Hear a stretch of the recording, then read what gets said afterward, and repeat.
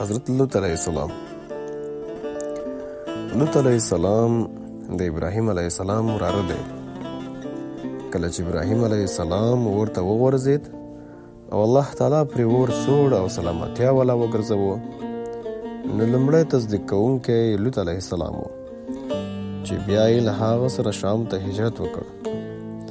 الله تعالی دغه نقل په قرآن کې داسې کوي: په هغه وخت کې لوط علیه السلام پر هغه ایمان راوړ او ابراهیم علیه السلام وویل: زه د خپل رب لوري ته هجرت کوم، هغه یقینا برلاسی دی او حکمت والا دی. لوط علیه السلام یو له هغه پیغمبرانو څخه و چې الله تعالی خپل قوم ته راواستو تر څو د فحاشۍ له تهمتونو یې د ښایسته او غوره اخلاقو مشال ته راوبلي. په اردن کې د سدوم ښار اوسېدونکي د ځمکې پر مخ بدترین انسانانو چې ډېر بد اخلاقه او ناروا کارونه یې ترسره کول. ګناه ورته ګناه نه ښکارېده، امر بالمعروف او نهی عن المنکر خو یې بیخي نه پېژندل. خلک به یې لوټل کول، خیانتونه به یې کول، بلکې داسې کارونه به یې کول چې چېرته هم د الله تعالی کوم مخلوق نه و ترسره کړي. هغه داسې چې د خپلو ښځو پر ځای به یې هلکانو ته راتګ کوو او سربیره پردې دغه کارونه به یې ښکاره او پرته له کومې پردې ترسره کول. ولید بن عبدالملک به ویل: که چېرته الله تعالی د قوم لوط کیسه په قرآن کې نه وی بیان کړې، ما به چېرته هم دا ګمان نه و کړی چې هلک دې هلک ته راتګ وکړي. لوط علیه السلام خپل قوم ته دعوت ورکوي. لوط علیه السلام خپل قوم د ایمان په لوري راوبله او د الله تعالی له عذابه یې وویروه. ویې ویل ورته ژباړه داسې ده قرآن کې: زه ستاسې لپاره یو امانتګر پیغمبر یم، تاسې له الله نه وویرېږئ او زما اطاعت وکړئ. زه له تاسې نه په دې کار باندې د څه اجرت غوښتونکی نه یم، زما اجر خو د رب العالمین په ذمه دی. آیا تاسې د نړۍ له خلکو نه نارینهو ته ورځئ او ستاسې په مېرمنو کې چې ستاسې رب ستاسې لپاره څه پیدا کړي دي هغه پرېږدئ، بلکې تاسې له حده تېری شوي خلک یاست. مګر قوم یې خبره ونه منله او د دې برسېره یې رټنه او اخطارونه هم ورکړل. ویې ویل ورته: ای لوطه، که تا له دې خبرو نه لاس وانخیست، نو کوم خلک چې زموږ له کلیو نه ویستل شوي دي په هغوی کې به ته هم شامل کړی شي. لوط علیه السلام به ورته ویل: پام، هسې د ځناورو په څېر زندګي مه تېروئ، چې څه مو زړه غواړي هغه کوئ او چې څه مو زړه غواړي هغه خورئ، ځکه د داسې خلکو انجام ډېر بد او د دوزخ اور وي. مګر دې خبرو د هغوی بېدیني، فحاشي، کفر او فجور نور هم زیاتوه. د لوط علیه السلام د ښځې خیانت. د لوط علیه السلام ښځه په دې پوهېده چې قوم کافر او لوی مفسدان دي، مګر بیا یې هم د هغوی لپاره جاسوسي کوله او د خپل میړه رازونه یې هغوی ته افشا کول او د لوط علیه السلام سره به یې د دین له وجې بغض او حسد کوو. د هغه میلمانه به یې خپل قوم ته په مختلفو او ناکارو طریقو ورښودل. هغه داسې چې کله به شپه وه او د لوط علیه السلام به میلمانه ول، نو دی به اور بل کړ او چې کله به میلمانه د ورځې و او دی به د وتلو موقع نه موندله، نو لوګی به یې جوړ کړ تر څو قوم یې وپوهېږي چې د لوط علیه السلام په کور کې میلمانه دي. چې کله لوګی وویني هغوی به راشي او د لوط علیه السلام د میلمنو به بې حرمتي وکړي او پر هغوی به ملنډې ووایي. الله تعالی فرمایي، ژباړه داسې ده: الله تعالی د کافرانو په باب د نوح او لوط میرمنې د مثال په توګه وړاندې کوي. هغوی زموږ د دوو صالحو بندګانو میرمنې وي، خو هغوی له خپلو میړونو سره خیانت وکړ او دوی د هغه لپاره د الله په مقابل کې هیڅ په درد نشو خوړلی. دواړو ته وویل شول چې ځئ اور ته ننوتونکي سره تاسو هم لاړ شئ. د ملایکو سره د ابراهیم علیه السلام مناقشه. د لوط علیه السلام د قوم په هکله باندې. کله چې عزتمن او ملایک قدرمن ملائک جبرائیل، میکائیل او اسرافیل علیهم السلام ابراهیم علیه السلام ته راغلل. هغوی ته یې پر اسحاق علیه السلام زیری ورکړ بیا یې خبر ورکړ چې موږ د دې لپاره راغلي یو چې د سدوم دغه ظالمان هلاک کړو. قرآن کې ژباړه داسې ده چې موږ د دغه کلي د خلکو هلاکونکي یو.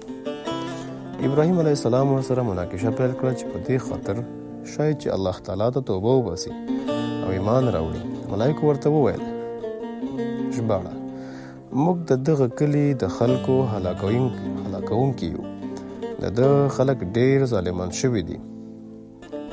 ابراهیم علیه السلام ورته وویل که چېرته 50 مسلمانان پکې وي آیا بیا یې هم هلاکوئ؟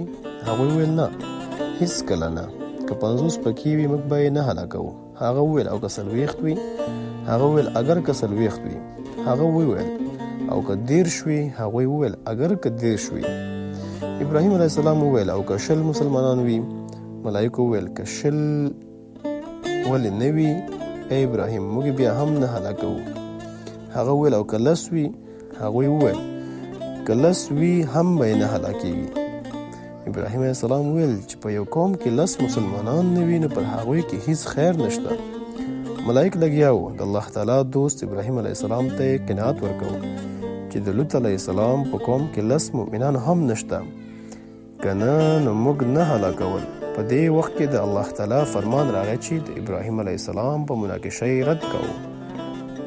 وی ویل ای ابراهیم له هغه نه لاس واخله، ستا د رب حکم شوی دی او اوس پر هغوی خلکو هغه عذاب راتلونکی دی چې د هیڅ چا په مخه نشي نیول کېدی. ملائک د لوط علیه السلام په مېلمستیا کې ملائکو ابراهیم علیه السلام پرېښود او د قوم لوط په لورې روان شول چې د سدوم په ښار کې اوسېدل. ملائکو له ځانونه ښایسته هلکان جوړ کړل. کله چې د لوط علیه السلام ښار ته راورسېدل لوط علیه السلام وویرېد هسې نه چې زه یې میلمانه کړم نو نور به یې میلمانه کړي او هغوی خو همداسې هلکانو پسې ګرځي. نو له ځان سره یې روان کړل. په لاره کې یو خوا بل خوا یې کتل هسې نه چې څوک مو وویني.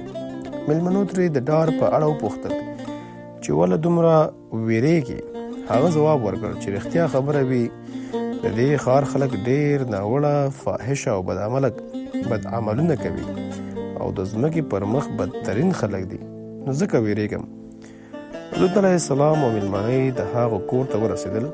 په ټول ښار کې داسې څوک نه و چې د دوی په اړه معلومات ولري پرته لوط علیه السلام او د هغه له ښځې او 2 لوریانو څخه.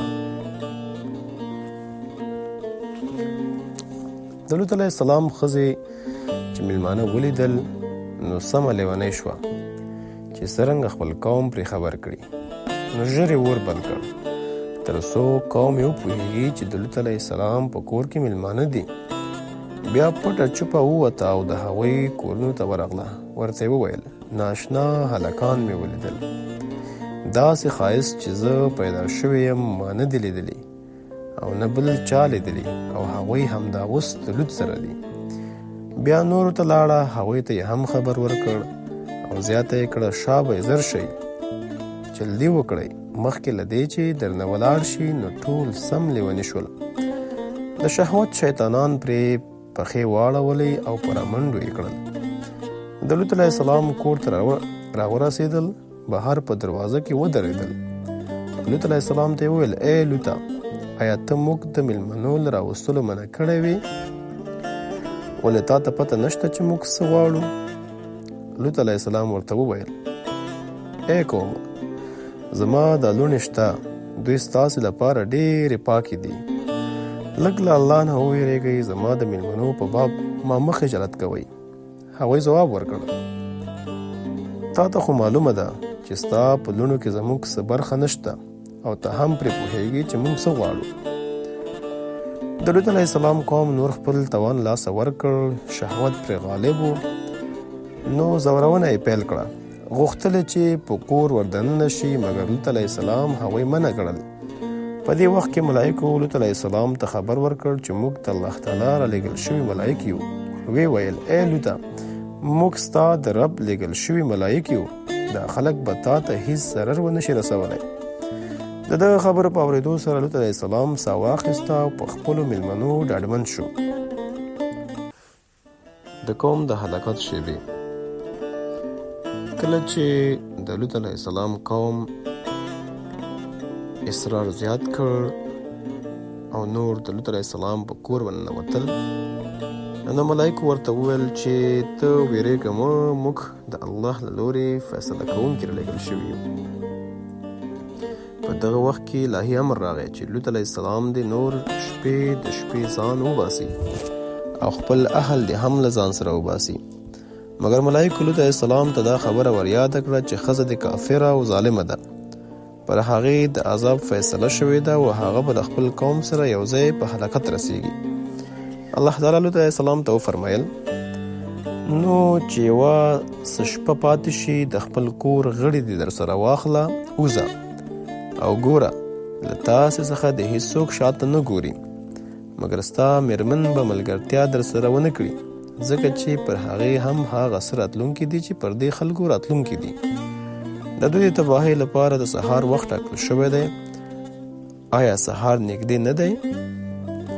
لوط علیه السلام سهار وختي له خپلو لوریانو سره ووتلو. له خپل ښار څخه لږ وړاندې نه وتله چې الله تعالی خپلې لښکرې راواستولې تر څو خپله فیصله سرته ورسوي. جبرائیل علیه السلام خپل وزر راخلاص کړ او د لوط علیه السلام پر قوم ټول ښار سره له حیواناتو، قصرونو او ونو، بلکې ټول هر هغه څه چې پکې و اوچت کړل. کله چې اسمان ته ورسوه، بره د اسمان والاوې د خلکو، سپو وغیره اوازونه واورېدل چې خلک یې ټول 4,000 نفر وو. بیا یې پرې ځمکه چپه کړه او نسکور یې ښکته راوویشتل او د پاسه یې پرې د کاڼو باران وکړ. الله تعالی فرمایي بیا کله چې وې زموږ د فیصلې وخت راورسېده، نو موږ هغه سیمه په بل مخ نسکوره کړه او پر هغې مو د پخې خټې د تیږو باران ووروه چې له هغو نه هر یوه تیږه ستا د رب په وړاندې په نښه شوې نیول شوې وه او له ظالمانو نه د عذاب څه لرې نه دی. الله تعالی د دغه ښار ځای ګنده اوبه وګرځولې چې له اوبو یې هیڅ قسمه استفاده نه کیږي، نه یې له ځمکې کومې فایده پورته کیږي، چې اوس مهال د بحر المیت یعنې د مړي اوبه او یا د لوط علیه السلام د بحیرې په نوم یادیږي او د ځمکې پر مخ تر ټولو ښکته سیمه ده.